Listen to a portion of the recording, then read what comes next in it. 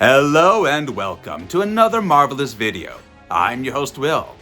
We've got another Star Wars movie just around the block. On May 22nd, the film, The Mandalorian Grogu, will be hitting IMAX theaters.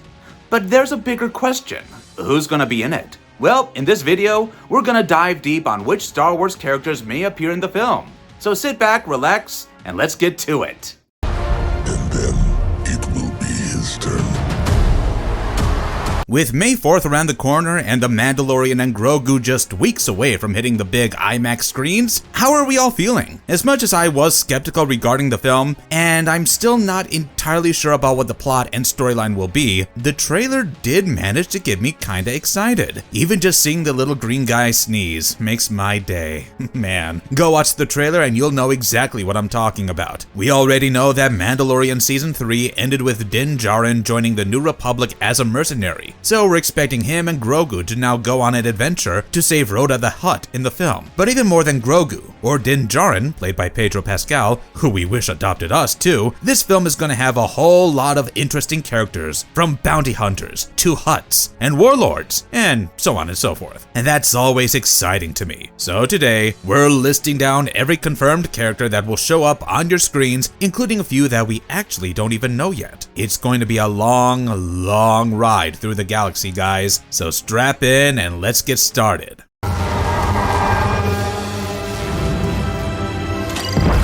Din Djarin, the Mandalorian. We start things off proper with our main man, the Mandalorian himself, Din Djarin, played by none other than Pedro Pascal. Now, if you guys have watched The Mandalorian, then you know that Din is far from your typical hero. He was a bounty hunter who strictly followed the code of the Children of the Watch, and he genuinely believed in their dictate of, "This is the way." But, of course, his journey and character arc has been one of the most satisfying to watch, as he sort of forges his own path, even breaking the #1 rule of Mandalorians to never take off their helmets. But I mean, come on, it's Pedro Pascal. We all want to see his face, and the trailer pretty much confirms that we'll see it again. Now, back to the beginning. Din actually had a pretty tough childhood, as he was orphaned as a child when his family and his entire village was slaughtered by separatist battle droids during the Clone Wars. Fortunately, he was then rescued by the Mandalorians of Death Watch. Y'all already know he joined the Death Watch and was trained to be a Mandalorian, but it also came with a cost. He thought that the rest of the Mandalorians functioned by the same rules and developed rigid beliefs that he couldn't escape, until his adventures with Grogu. Though he was sent to capture him, this little guy clearly melted his stone-cold heart, and he finally started questioning those beliefs and chose love and companionship over doctrines and rules. And honestly, that's why the whole taking off the helmet felt so significant to me. Now in this movie, we'll see a much more evolved version of him. He's more than a bounty hunter now. He's practically a father and a protector who will finally use his skills for the good guys. He'll go on yet another adventure through the galaxy with Grogu to rescue Rotta the Hutt, and probably even train Grogu in the ways of the Mandalorian. And guys, I low-key have a feeling that this film will make us cry. Good shot, baby. Grogu. Now, coming to this little green ball of sunshine that'll probably grow up to be one hell of a warrior. Grogu, or as most people still call him, Baby Yoda, even though he's like a 50-year-old infant? Whatever. He's the same species as Yoda. Duh. And he is adorable. Almost reminds me of Baby Groot, but, you know, even cuter. Unfortunately, he's seen things that no child should ever have to. He was trained at the Jedi Temple on Coruscant during the Clone Wars, which means he had to witness and survive the horror of Order 66, which was easily one of the darkest moments in the galaxy's history. In fact, he had to be shipped off and hidden during Anakin Skywalker's massacre at the Jedi Temple. The things this kid has had to do just to survive. Man, and all because of one important thing. Grogu is force sensitive just like Yoda, and has some insane levels of raw power. Unfortunately, the turbulence didn't stop there, as the Bounty Hunters Guild came after him under the orders of the Imperial Remnant. Thank God it was Din who finally found him, and decided to take him in and protect him instead. But the pivotal moment for Grogu was when he refused the purely Jedi path, as in the Book of Boba Fett, to instead stay with Din and be trained as a Mandalorian. He's already taking his future into his own hands, and I'm here barely handling one job. Now, jokes aside, this film will be a very important arc for Grogu as he masters the Force. We've already already seen instances of him using the Force to heal and even fight if necessary, and in this film, he'll find his own ground, and we'll see him become more and more independent. Scenes in the trailer even show him being crucial in defeating certain enemies. Our kid's growing up, guys, and he's out here setting up the entire future of this franchise. I could not be more excited for him. Colonel Ward. Okay, so now we have a character that has pretty much been created for the movie itself. Played by Sigourney Weaver, Colonel Ward is actually an integral part of the rebellion's history. Weaver herself said, "We go way back," even slightly mentioning a relationship with Princess Leia Organa. When this character was initially announced, there were a whole lot of doubts about her allegiances, with some even theorizing that she would end up betraying Din and Grogu. But now, with the latest deets, we're pretty sure she's one of the good guys. In fact, Colonel Ward worked in the Alliance to restore the Republic and was even a fighter pilot for the Rebel Alliance. Apparently, she was an integral part of the whole group of badass female leaders and fighters, including Mon Mothma, Hera Syndulla, Amilyn Holdo, and Leia Organa. Now that takes her character to the next level, and in this film, we're expecting to see her as the leader of the New Republic's Adelphi Rangers. She'll be the one to send the Mandalorian and Grogu to rescue Rotta the Hutt and try and dismantle the Imperial remnants, which Weaver describes as a very tricky, very hard commission. Now, who wants to hear that? So it sounds like she'll be one of those stabilizing forces, and she does seem pretty commanding in the trailer. Definitely looking forward to seeing how impactful they can make her. I do think that she won't be a rule-following colonel and will lean more towards a risk-taking leader who blurs moral lines. Like one of those action-oriented characters who knows that sometimes the end does indeed justify the means, and you gotta do what you gotta do. She also realizes how dangerous the Imperial Shadow Council can be and wants to get a hold of things ASAP. Now, we've just gotta wait and see how it all plays out. Zeb Orrelios. Now this, I am genuinely excited for. We're gonna see Zeb Orrelios, better known as Zeb from Star Wars Rebels. I low-key can't believe we're seeing his live-action debut already, and I can't wait. He was a Lasad warrior who was a crew member of the Ghost Crew, and he too had a rough backstory. I mean, what do you expect with the years of massacres done by the Empire? And here too, Zeb was one of the last of his kind after the Empire basically exterminated his homeworld, Lasad. Naturally, it was a traumatic experience, and it made him absolutely hate the Empire, especially the Buckethead stormtroopers. He used to be the captain of the Lassan High Honor Guard, and even fought through the entire galactic civil war. But Zeb is also a very compassionate character. He stands up for what's right, and we even see him become allies and eventually friends with Agent Kallus, who's supposed to be his enemy. We do see a short introduction of Zeb in Mandalorian Season 3, where it is confirmed that he is a member of the New Republic Starfighter Corps, and we see him drinking at the base bar. So get ready to hear Steve Blum's iconic voice back at it, because in this film, Zeb will help Din and Grogu in their adventures. The trailer shows him in the cockpit of a rebuilt Razor Crest and helping out in ground combat. He's also working alongside pilots like Carson Teva, so we're expecting to see quite a bit of him in the film. And don't you dare underestimate him. Despite his hulking, bulking physique, he's actually rather clever. Trapper Wolf. We've got yet another pilot, except this time, I'm sure y'all know him since it's none other than Trapper Wolf, played by Dave Filoni. He's a human pilot of the New Republic, who pilots an X-Wing as part of patrol units in the Outer Rim. He's a part of the Adelphi Rangers, and has a history of working with many other well-known pilots, like Sash Ketter and Jib Dodger. But in the Mandalorian seasons, we see him work most closely with Carson Teva as they enforce New Republic law. And this is where we got to see a glimpse of his frenemy vibes dynamic with Din Djarin. While initially he was chasing Din Djarin and his Razor Crest for traffic violations and his obvious criminal record, he eventually realized that Din has actually helped them catch some really dangerous criminals and even protect a New Republic officer in the prison break during the Bothan 5 incident, and thus decided to let him go. And that shows how Trapper Wolf isn't just a good little soldier, but he's capable of making his own judgments and decisions. Now, as for the film, he's actually going to have a decently important role, definitely much more expansive than his previously planned cameos. We're expecting him to serve under Colonel Ward, since she seems to be in charge here, and he'll be instrumental in helping out Din Djarin and Grogu, of course. But most importantly, the film will set up a rivalry between him and the Imperial Warlord, Lord Janu. We're hearing reports of a big final showdown that'll be like this huge aerial conflict described as a dogfight to end all dogfights, where Wolf will be the electric blue corner against the Imperial brimstone red corner. I'm just keeping my fingers crossed for a no casualty ending. Carson Teva. Now let's talk about Carson Teva, played by actor Paul Sun-Hyung Lee, because we've already mentioned his role like a billion times. But first, some backstory. His history is once again an expansive one, as he is one of the OG veterans. He started off by serving the Rebel Alliance and participating in the fight against the Empire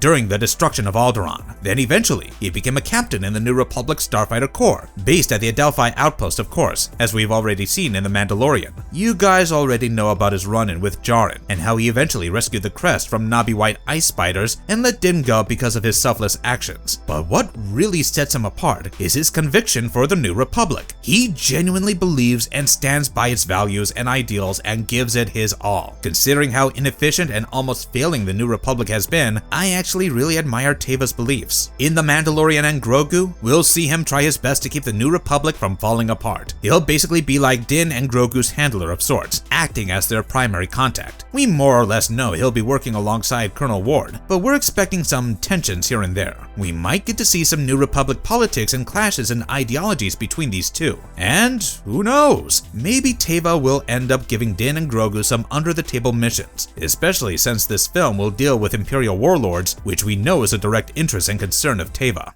Cobb Vanth. Finally moving on from Adelphi pilots, we've got Cobb Vanth played by Timothy Oliphant. His is a backstory that I really root for, you know? Born on Tatooine, Cobb used to be a slave, branded with a star-shaped mark on his back, but he eventually became free and rose as the protector and sheriff of Mos Pelgo. He actually played a very important role of maintaining order in Mos Pelgo, especially after the fall of the Empire's occupation and death of Jabba the Hutt. You see, after the Battle of Endor, the mining collective took over Mos Pelgo and Vanth fled to the desert. There he was saved by Jawas, and he eventually traded Silicax oxalate crystals for a set of familiar-looking Mandalorian armor. Now, this was one hell of a power play move. Not only did he get his hands on Mandalorian armor, but it was actually none other than Boba Fett's armor. What I really like about his character is that despite having the Mandalorian armor, he doesn't abide by the same codes as Din. Instead, he has his own personal sense of justice, and he does what it takes. He uses the armor to defend his own people from threats like the Krayt Dragon. He is genuinely a leader of the people, and when he does score the armor, he comes straight back to Mos Pelgo and kicks out the mining collective. Now, if you've watched The Mandalorian Season 2, you already know that he has struck a deal with Djarin to give up his armor to him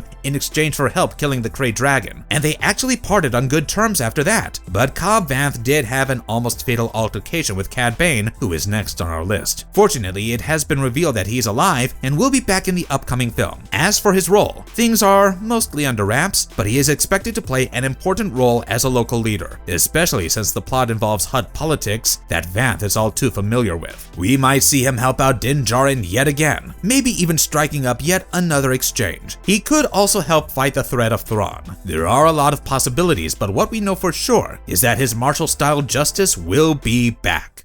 Cad Bane. Now, if you're not scared of this guy, then you have absolutely no idea what he's capable of. Cad Bane's entire reputation is built on the fact that he gets the job done better than anyone else. Don't tell me that isn't intimidating as hell. He's like the bounty hunter of all bounty hunters. He has a rap sheet that could probably even surpass Din. But let's start at the beginning. Cad Bane, a Duros, formerly known as Colby, started his life as an orphan living on the streets. I guess that's where his street creds come from, because he is gangsta as hell. So it only makes sense that even as just a child, he was destined to be recruited into Laszlo's gang. And that was that. His story had already been written for him. His rise post Laszlo's death was basically inevitable, and he established his no bullshit style when he killed his friend Nero as revenge, and then began his long and very successful stint as a bounty hunter. He first made his presence felt during the Clone Wars, as he took advantage of the vacuum left by Jango Fett's death. What really shows how insanely powerful and good he is the fact that he literally specializes in going up against Force users. He's taken on Jedis like Obi-Wan Kenobi and Anakin Skywalker. Hell, he even infiltrated the Jedi Temple on Coruscant. Imagine that for a second. Infiltrating what's one of the most secure buildings in the galaxy that's protected by warriors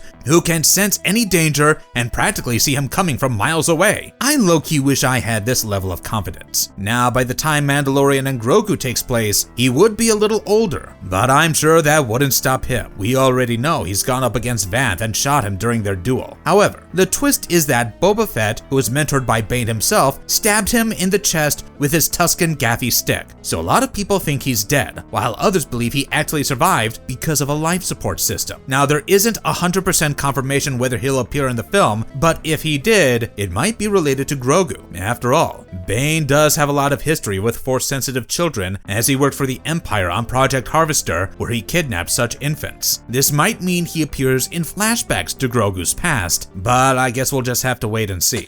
Embo. Now, even though Cad Bane is unlikely to appear, we have it on good authority that crowd favorite bounty hunter Embo is back. He's a Kyuzo mercenary who was particularly impactful during the Clone Wars and was considered as one of the most dangerous bounty hunters ever. In fact, he even survived the insanely deadly box competition created by Count Dooku, and he is pretty iconic with his wide-brimmed hat and hunting dog. But what I think really sets him apart from Bane and even other bounty hunters is that he's open to working for both sides. While he is a mercenary most of the time, working for Jabba the Hutt and being hired by Palpatine himself, he has also worked alongside the good guys like Anakin Skywalker, Obi-Wan Kenobi, and even Ahsoka Tano to save the lives of the farmers on Felucia. Now, what's interesting here is that we actually don't know much about what Embo has been up to after the Clone Wars. We know that he still exists and is just as powerful even after the fall of the Empire. But that's pretty much it. As far as the movie goes, we've been hearing that he'll be playing a pretty big role as one of the primary antagonists. He'll be like the guy you have to fight before you realize that he was actually employed by a much bigger bad guy who's hiding in the shadows. And here, he'll most probably be working with the Hutts. And since we know Rotta the Hutt will be very much in the center of the story, he could be the one who hires Embo. Another very interesting scope that Embo adds is the connection to the events of The Rise of Skywalker. We're theorizing that Embo might be connected to the Imperial cloning efforts via Project Necromancer, and he may have been a part of the plan to clone the Sith Lord. So this might even give us answers regarding the Emperor's resurrection and set up future storylines. R5-D4. Now, this guy's no guns blazing bounty hunter, but he arguably plays an even more important role in the bigger picture. You see, R5-D4, who we'll be referring to as Red, just as Luke Skywalker did, actually has kind of a beautiful backstory. He belonged to the Jawas on Tatooine all the way back in Star Wars A New Hope, and then came a pivotal moment right before the Battle of Yavin when Uncle Owen Lars tried to buy Red from the Jawas. But right then, his motivator blew and that was that. However, it wasn't all that simple. That malfunction was anything but random. You see, he blew out his own motivator, sacrificing himself so that R2-D2 would be bought and could go with Luke and complete his mission. Now we also see him in The Mandalorian, which shows us that he survived his time with the Jawas and even served the rebellion, working with characters like Carson Teva. Here, he eventually gets purchased by Din Djarin and helps him on his mission to Mandalore by analyzing the atmosphere and navigating the ruins. And this sets up his role in the upcoming film perfectly. He's going to be one of the droids in Din Djarin's ragtag team, helping out with navigation and pilot stuff, and maybe even getting down to combat. We've already seen him alongside Din and Grogu in the trailer, so it looks like Red has finally found his place. Anzellan droidsmiths by Kling and Keto. Now, if y'all remember, the Anzellan species had like the briefest of briefest appearances in The Rise of Skywalker. Remember those tiny little aliens? Well, you probably do, because they also appeared in The Mandalorian on the planet Nevarro. Anzellans were known to be really good droidsmiths with some next level mastery over repairing, modifying, and rebuilding. And this legendary crew of Bai, Kling, and Keto in particular are known for their skills. Greef Karga himself describes them as the best droidsmiths of the Outer Rim, and we get to see their skills front and center when they're hired by Greef and Din to fix IG-11. Even despite missing components from the memory circuit, these tiny little geniuses turn the assassin droid into a mech that even Grogu could pilot. If that doesn't convince you of how useful these guys are, then nothing will. And for the upcoming film, they're right by the side of Grogu as his new companions, and we even get to see them shout, "Nice shot, baby," when Grogu uses the Force. From no squeezy, bad baby, to this, I guess they've come a far way. So clearly, they'll not only continue their role as expert technicians, but they'll also be Grogu's biggest cheerleaders. Rotta the Hutt. Jeremy Allen White voicing Rotta the Hutt definitely was not on my bingo card. After watching him go from Philip Gallagher to Carmy in The Bear, who would have thought he'll be taking on this super ripped version of Jabba the Hutt's son? Rotta, who was nicknamed Stinky, had a pretty turbulent time during the Clone Wars when he was kidnapped under the orders of Count Dooku and Zero the Hutt. Fortunately, he was eventually rescued by Anakin Skywalker and Ahsoka Tano. Now, this is important to mention here because we are yet to see what kind of leader Rotta the Hutt will become in his father's absence. Will he be just as ruthless, or will he usher in a new era of the Hutts? We do know that he's different from previous Hutts, since he's much more athletic and is even involved in gladiatorial-style fighting pits. That immediately sets him apart and tells us that we'll see him in action in the upcoming film. And since Din and Grogu will be on a mission to rescue Rotta, it seems likely that he'll be in some deep shit with rival gangsters. Some even think there will be a team-up between the Mandalorian and Rotta, who's trying to escape his father's shadows. I'm also excited to see how this plays out because Jeremy Allen White has been working hard to get things right. He's been listening and learning from Jabba the Hutt's appearances in Return of the Jedi and will even be speaking a little Huttese in the film. Let's just say, no one will dare to call him Stinky anymore. Jabba the Hutt's twin cousins, the Twins. Since we're talking about the Hutts, we've got to mention the Twins, aka Jabba the Hutt's twin cousins, who are also crime lords during the New Republic era. After Jabba's death and the fall of Bib Fortuna, they left Nal Hutta to take over his territory. And I gotta say, these two had some next level balls. They even planned an assassination of Boba Fett himself. Now in the upcoming film, they've already been heavily featured on the posters as well as the trailer, and we're going to yet again see their ambitious attempt to take over the criminal world. They may even be some of the rival gangsters that Din and Grogu will be up against. The film will hopefully also reveal what these guys have been up to since leaving Tatooine, and with the entire Hutt power struggle we'll see, they're definitely going to be front and center. Janu, Imperial Warlord, Johnny Coin. Johnny Coin will be returning in The Mandalorian and Grogu as Janu. If you've watched The Mandalorian, which you absolutely should before watching the film, you'll know that the Imperial Warlord Janu is a member of the Shadow Council, and we see him having a meeting with Moff Gideon about the state of the Empire, and of course, about where the hell Grand Admiral Thrawn is. And in the film, he'll continue his role as a secondary antagonist, being an annoying thorn in the side of the Mandalorian. He's also reported to be a part of the dogfight of all dogfights with Trapper Wolf that we spoke about. Oh, and some behind-the-scenes images even show him sitting in the stands of an arena, looking over an imprisoned Grogu. Imperial Warlord, Hemki Madera. And of course, Janu will be joined with yet another Imperial Warlord played by Hemki Madera. His character is still just an unnamed warlord, and all we really know is that he'll continue his position as a member of the Shadow Council. He too was there in that meeting with a holographic Moff Gideon. What we have gathered from trailer breakdowns is that his character seems to be on the snowy planet where Din Djarin and Grogu face off in a major action sequence against Imperial forces, and he'll probably be taken down by Din early on as he moves on to more well-known targets.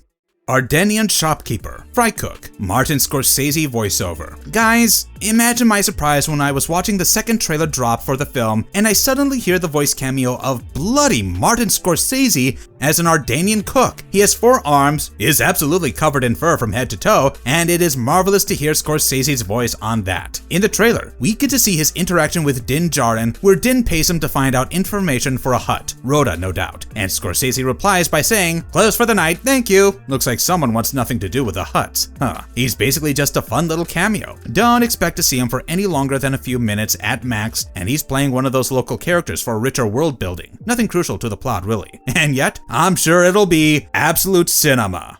London Stubblefield and Portia D. Harris. Now, for these guys, we don't really have much to say, honestly. Both London Stubblefield and Portia D. Harris will be playing unnamed, uncredited characters. They're super new to the whole universe and have relatively small roles. London Stubblefield is expected to play the role of village merchant, and you can make of that what you will. He'll probably appear in some of the village or market scenes that the film will feature. And as for Portia D. Harris, she's listed in the role of a rebel and will probably be a member of the Rebellion or the New Republic. There isn't much backstory or plot here, but these characters are always important for proper world building, so we gotta include them too. And that brings us to the end of the list, guys. Whether they're just side characters or next level bounty hunter, or even tiny little droidsmiths, each one of them will be essential in the upcoming film. So, which one of them are you the most excited to see? Let us know in the comments down below. And as always, smash the like button if you enjoyed the video and subscribe to the channel for more updates. We'll see you soon. Goodbye.